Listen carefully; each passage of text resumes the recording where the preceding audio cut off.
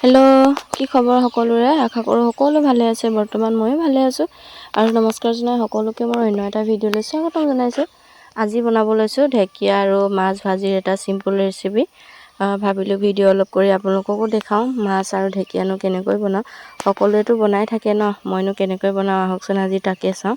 সকলোৱেতো ঢেকীয়া আৰু মাছ খাই পাইছে ন, আৰু সকলোৱে বনোৱা পদ্ধতিবিলাকো বেলেগ বেলেগ হয়। তেনেহ'লে ব'লক আজি ভিডিঅ'টোত মইনো ঢেকীয়া মাছ কেনেকৈ বনাওঁ আগলৈ চাই থাকক। এয়া দেখিছে নহয় ঢেকীয়াকেইডাল ঠাৰিৰ পৰা ধুনীয়াকৈ কুমলীয়াবিলাক ছিঙি ল'লোঁ। মই কাটি দিয়া নাই, ছিঙি লৈছোঁ। এনেদৰে হাতে ভাঙি ছিঙি দিলে খাবলৈ ভাল লাগে। কাটিও খাব পাৰি, কিন্তু এনেদৰে দীঘল দীঘল হৈ থাকিলে ভাল লাগে বেছি। আৰু ঢেকীয়াখিনি ধুনীয়াকৈ ধুই ল'লোঁ। ধুই লোৱাৰ পিছতে নহৰু কেইফুটমান আৰু পিঁয়াজ লৈ ল'লোঁ। আৰু এইখিনি ধনিয়া দেখিছে। কেৰাহী গৰম হ'বলৈ দিছিলোঁ, কেৰাহী গৰম হৈ গ'ল, তাতে দি দিলোঁ তেল। আৰু তেলতে এতিয়া প্ৰথমতে মাছ কেইপিচ ফ্ৰাই কৰি লৈছোঁ। এইফালে মোৰ মাছ কেইপিচ ফ্ৰাই কৰি লোৱা হৈ গ'ল। আৰু এতিয়া কাঢ়ি ল'ম। কাঢ়ি লৈ মাছ ভজা কেৰাহীখনতে ঢেকীয়াখিনি ভাজিম। এনেদৰে ঢেকীয়া আৰু মাছ ভাজি খাই কোনে কোনে ভাল পায় নিশ্চয় কমেণ্ট এটা কৰি জনাবচোন। মোৰ হ'লে খাবলৈ খুবেই ভাল লাগে, কাৰণ এতিয়া যিহেতু ঢেকীয়াৰ ছিজন ন। আৰু মাছখিনি ভাজি কাঢ়ি লোৱা হৈ গ'ল। আৰু এতিয়া মাছ ভজা তেলতে ধুনীয়াকৈ পিঁয়াজ কেইডোখৰ ৰঙচুৱা হোৱাকৈ ভাজি ল'ম। আৰু নহৰু কেইফুটো মই ইয়াতে দি দিছোঁ। ইফালে দেখিছে পিঁয়াজখিনি ৰঙচুৱাকৈ ভাজি লোৱা হৈ গ'ল। আৰু বাছি থোৱা ঢেকীয়াখিনি এতিয়া তেলত দি দিছোঁ, দি লৰাই দিম। ঢেকীয়া পৰিমাণটো দেখিবলৈ বহুত যেন লাগিছে নহয়নে, কিন্তু শেষত ভাজোঁতে ভাজোঁতে পমি পমি একেবাৰে নাইকিয়া হৈ থাকিব। বন শাকবিলাক এনেকুৱাই হয়, প্ৰথমতে এইখিনিমান হ'ব আৰু সিজালে পিছত একেবাৰে কমি কমি নাইকিয়া হৈ থাকে। এইফালে গোটেই ঢেকীয়াখিনি অলপমান লৰাই দি মই এতিয়া সিজিবৰ কাৰণে ৰাখি দিম।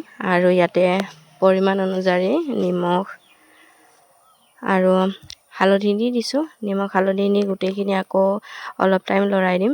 বেলেগ একো মছলা ব্যৱহাৰ কৰা নাই, খালি নিমখ আৰু হালধি দিছোঁ। গোটেইখিনি অলপ টাইম লৰাই দিছোঁ। লৰাই এতিয়া সিজিবৰ কাৰণে ৰাখি দিম। আৰু যিসকলে প্ৰথমবাৰ মোৰ ভিডিঅ' চাই আছে তেওঁলোকে মোৰ চেনেলটো প্লিজ ছাবস্ক্ৰাইব কৰি দিব।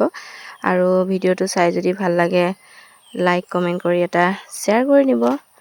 এয়া দেখিছে নহয়, কৈছিলোঁ ঢেকীয়াখিনি একেবাৰে পমি পমি নাইকিয়া হৈ থাকিব বুলি। এয়া পমি নাইকিয়া হৈ গৈছে। আৰু ইয়াৰ পৰা ঢেকীয়াৰ পৰা যিটো পানী ওলায়, গোটেই পানীখিনি মই একেবাৰে নাইকিয়া হোৱালৈকে ভাজি লৈছোঁ ঢেকীয়াখিনি। ইয়াতে কোনো পানী ব্যৱহাৰ কৰা নাই, ঢেকীয়াখিনিৰ পৰা নিজে পানী ওলাইছে। আৰু গোটেই ঢেকীয়াখিনি আধা ভজা কৰি পানীখিনি নাইকিয়া হোৱা কৰি লোৱাৰ পিছত ইয়াতে মই ভাজি থোৱা মাছ কেইপিচো দি দিছোঁ। এয়া দেখা পাইছে নহয়, দি পিনি আকৌ অলপ টাইম লৰাই দিছোঁ। লৰাই এতিয়া এনেদৰে সিজিবৰ কাৰণে ৰাখি দিম। কাৰ কাৰ ঢেকীয়া প্ৰিয় হয় কমেণ্ট এটা কৰি জনাবচোন। আৰু এইফালে ঢেকীয়াখিনিও আৰু মাছখিনিও ধুনীয়াকৈ সিজি গৈছে। ফাইনেলি মোৰ আজি মাছ আৰু ঢেকীয়া ৰেচিপিটো ৰেডি হৈ গ'ল বুলি ক'ব পাৰি। এয়া দেখা পাইছে নহয়, ঢেকীয়াখিনি একেবাৰে সিজি সিজি নাইকিয়া হৈ গৈছে, মানে একেবাৰে কম হৈ গৈছে। ঢেকীয়াখিনি লুকাই থাকিল, খালি মাছ কেইপিচহে দেখা পোৱা নিচিনা হৈছে।